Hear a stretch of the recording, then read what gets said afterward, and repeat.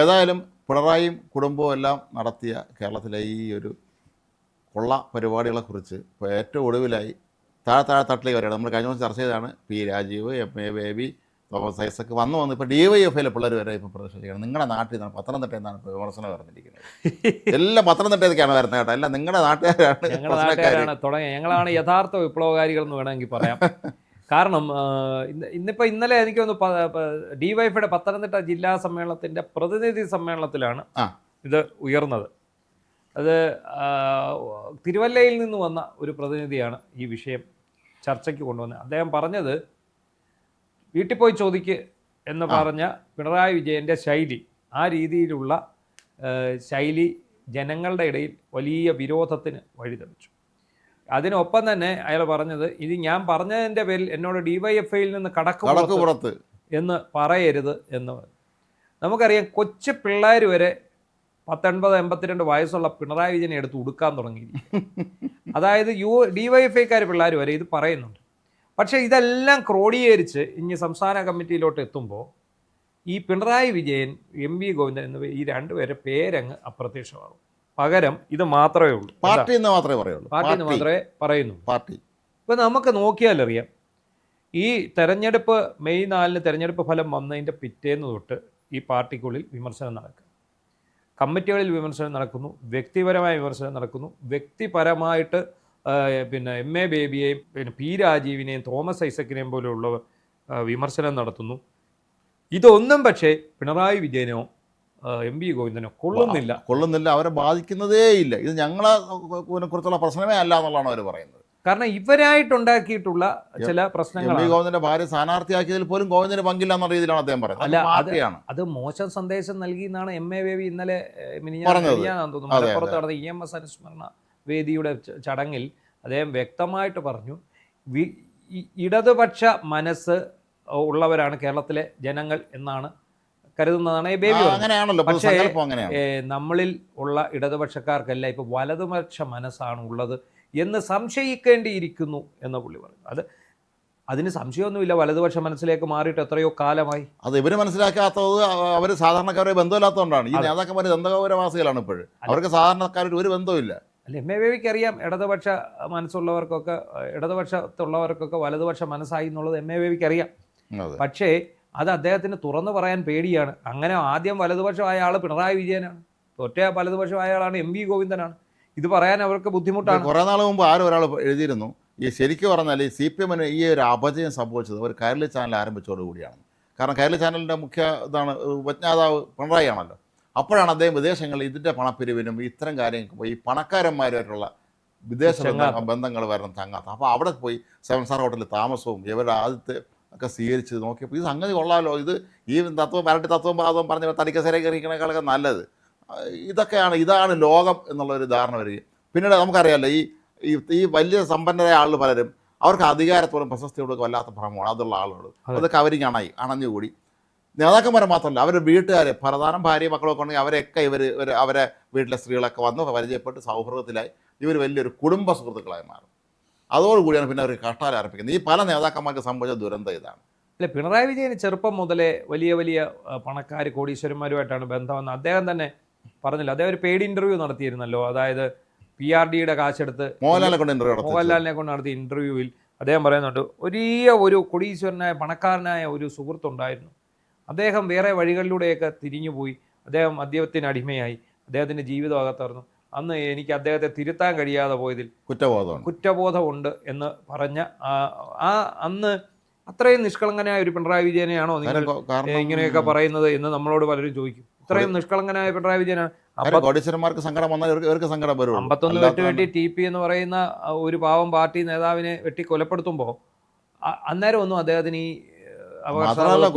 കുലംകുത്തി എന്ന് വിളിച്ചു, മരിച്ച മനുഷ്യനെ കുലംകുത്തി തന്നെയാണ് ഒന്നുകൂടെ ഓർമ്മിപ്പിച്ച് പറഞ്ഞ ആളാണ് പിണറായി വിജയൻ. അപ്പം ഇതിനകത്ത് ശരിക്കും പറഞ്ഞാൽ ഈ പിണറായി വിജയൻ്റെയും MA ബേബിയുടെയും നേർക്ക് വരുന്ന രൂക്ഷമായ വിമർശനം അതുമാത്രമാണ് സത്യത്തിൽ ഈ കഴിഞ്ഞ അവലോകനങ്ങളിലൊക്കെ ഉണ്ടായി. ഇപ്പോൾ DYFIയുടെ മീറ്റിങ്ങിനാണെങ്കിലും അതിനു മുമ്പ് നടന്നിട്ടുള്ള സംസ്ഥാന തലത്തിൽ നടന്നിട്ടുള്ള അവലോകനങ്ങളിൽ ഓരോ ജില്ലയിൽ നിന്നും വന്നിട്ടുള്ള ഈവൻ കണ്ണൂരിൽ നിന്ന് പോലും ഏറ്റവും ശക്തമായ രീതിയിൽ ഇവർക്കെതിരെയുള്ള വിമർശനങ്ങൾ എത്തിയിട്ടുണ്ട്. അല്ല, അതുകൊണ്ടാണല്ലോ പല ജില്ലകളിലെ MLA എണ്ണം 0 ആണല്ലോ. അതെ, അത് കഴിഞ്ഞ ദിവസത്തെ ഒരു ട്രോള് കണ്ടായിരുന്നു. വിശാഖം പറഞ്ഞിരുന്നു എൻ്റെ അടുത്ത് ആ കാര്യം. അതായത് നമ്മുടെ ഈ പ്രിയദർശിനി പ്രിയദർശിനി ബസ് ബസ് ബഹിഷ്കരിക്കും എന്ന് പറഞ്ഞുകൊണ്ട് ഞങ്ങളുടെ MLA മാർ, CPM-ന്റെ MLA-മാർ, LDF MLA-മാർ ബഹിഷ്കരിക്കും എന്ന് പറഞ്ഞുകൊണ്ട് ഒരു വന്നപ്പോൾ ബഹിഷ്കരിക്കുന്ന MLA-മാരുടെ എണ്ണം പട്ടിക പത്തനംതിട്ട 1, ഇടുക്കി 0, കോട്ടയം 0, എറണാകുളം 0, പിന്നെ മലപ്പുറം 0, വയനാട് 0, കാസർഗോഡ് 0, കോഴിക്കോട് 1, കണ്ണൂർ 2 എന്നൊക്കെ പറഞ്ഞിട്ട് ഇത് കണ്ട് അത് ചിരിക്കാതെ നിൽക്കാൻ നമുക്ക് പറ്റിയില്ല. കാരണം ഇവർ ബഹിഷ്കരിക്കുന്ന ഇതാണ് അവസ്ഥ. നമ്മുടെ അവസ്ഥ നമ്മുടെ നാട്ടിൽ ജനങ്ങൾക്ക് കാര്യമൊക്കെ മനസ്സിലായി. നിങ്ങൾ ഉടായ്പകളാണെന്നും നിങ്ങൾ തട്ടിപ്പുകാരന്മാരാണെന്നും നിങ്ങൾ ഈ വ്യാജ വിപ്ലവം നടത്തി അതല്ലെങ്കിൽ ഏതാണ് സാംസ്കാരിക നായകരെ രംഗത്തിറക്കിയാലെന്ന് ഇവിടെ ജയിക്കാൻ പാടില്ല. ചില സാംസ്കാരിക നായകന്മാർ മത്സരിച്ചിരുന്നവർ അങ്ങനെ ജയിച്ചോ? ആളെ മനസ്സിലായി ഈ സാംസ്കാരിക നായകന്മാർ ലോകത്തെ ഉടായ്പകളാണെന്നുള്ളത് എല്ലാവർക്കും അറിയാം. ഭൂരിപക്ഷം പേര്, എല്ലാവരും അല്ല, ഭൂരിപക്ഷം പേര് പര്യായക്കുള്ള സാംസ്കാരിക നായകന്മാരെന്മാരെന്ന് പറയാൻ പോകില്ല. പക്ഷേ രാവിലെ ബയോഡേറ്റയും കൊണ്ട് നേതാക്കന്മാർ വീടുണ്ടല്ലോ.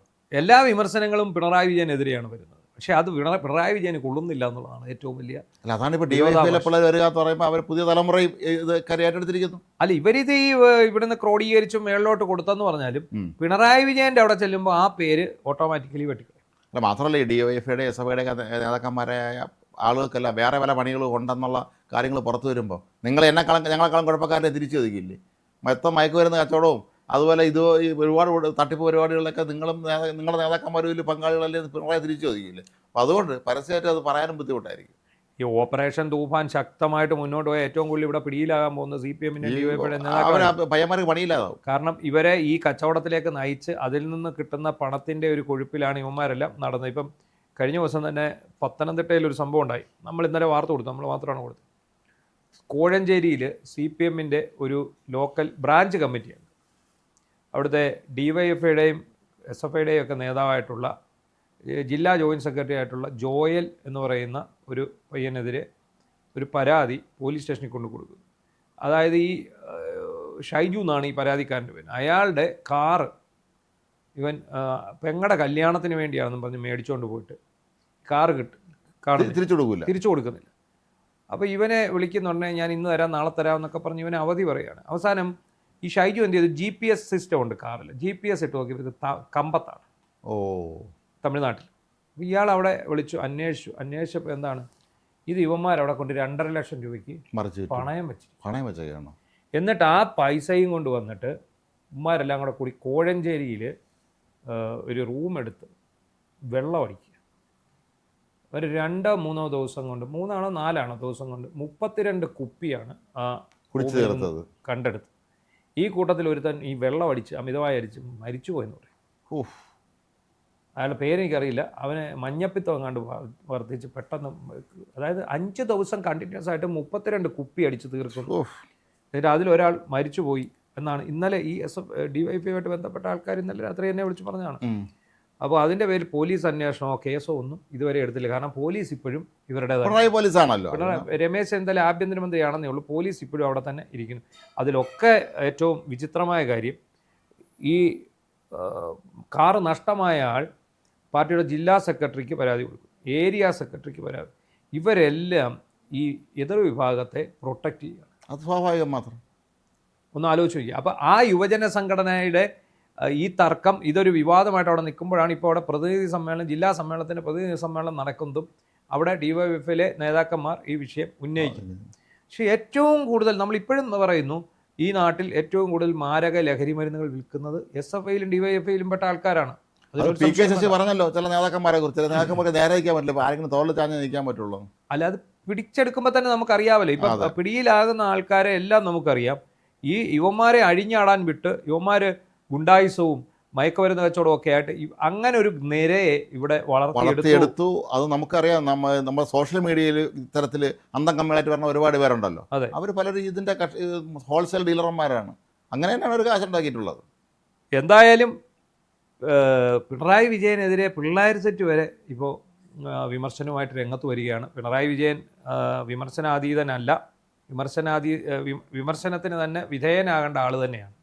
അല്ല, അത് പക്ഷേ ഉൾപാർട്ടി ചർച്ചകൾ കുറച്ച് കഴിയുമ്പോൾ അത് പുറത്തേക്ക് വരും. പരസ്യമായിട്ട് പാർട്ടി പ്രവർത്തകർ ഇതാണ് നമ്മളിപ്പോഴും പറയുന്നത്. ഇത് പക്ഷേ പിണറായി വിജയനിലേക്ക് എത്തണം. അത് അദ്ദേഹത്തിൻ്റെ ഈ വിമർശനങ്ങൾ അദ്ദേഹത്തിനെ ഉൾപ്പെടുത്തി, അല്ലെ പിണറായി വിജയനെ എം വി ഗോവിന്ദനെ ഉൾപ്പെടുത്തി പാർട്ടി സംസ്ഥാന കമ്മിറ്റിയൊക്കെ തന്നെ ഇത് ചർച്ച ചെയ്യണം. ഇവർ രണ്ടുപേരും കൂടാണ് പാർട്ടിയെ തോപ്പിച്ചത്, അതുകൊണ്ട് ഇവർ തൽക്കാലം മാറി നിൽക്കട്ടെ എന്ന് പറയാനുള്ള ആർജവം ഉണ്ടാവണം. അതെപ്പോൾ ഉണ്ടാവും? അത് അപ്പോഴത്തേക്ക് പാർട്ടിയുടെ ഏർപ്പാട് തീരും. എന്തായാലും ഒരു കാര്യം നമുക്ക് ഉറപ്പായി, പാർട്ടി എന്ന് പറയുന്ന സംവിധാനവും ഇവിടുത്തെ CPM ഇവിടെ ഇല്ലാതെ